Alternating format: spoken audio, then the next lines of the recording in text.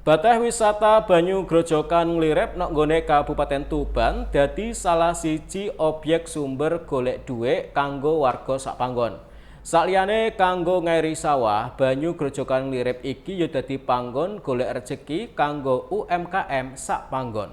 Kejogone ekosistem alam sing apik nggawe volume sumber banyu tambah apik. Pesonane banyu grojokan Putri Nglirip sing nok Desa Mulya Agung, Kecamatan Singgahan, Kabupaten Tuban duwe keunikan dhewe. Nek umume banyu grojokan warnane bening, wisata alam andalan bumi iki duwe werna eksotis, ijo toska. Sakliyane wernane, wisata sing 35 km teka pusat kota iki duwe pesona alam sing endah karo asri.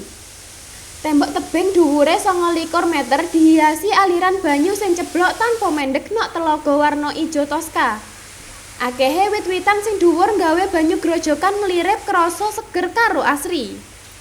Hawane seger tanpa polusi iso ngehipnotis wong sing teka ben betah karo ngilangno kesel.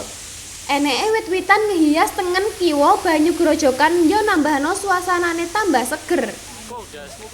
Sauntara pesona alam sekitare sing endah karo asri cocok kanggo wong sing teka pengen ngilangno pegel nok sela-selane sibuk kerja.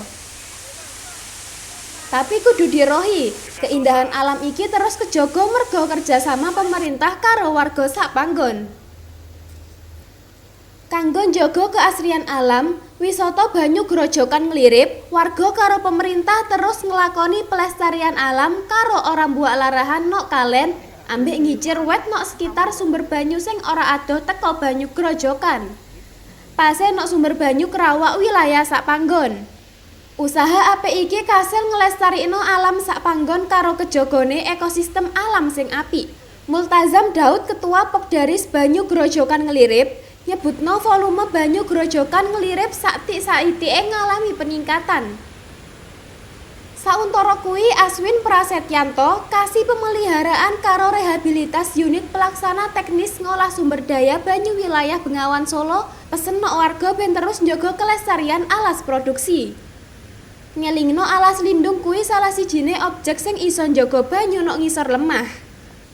Triyoga Pranata, Diki Muhammad, JTV.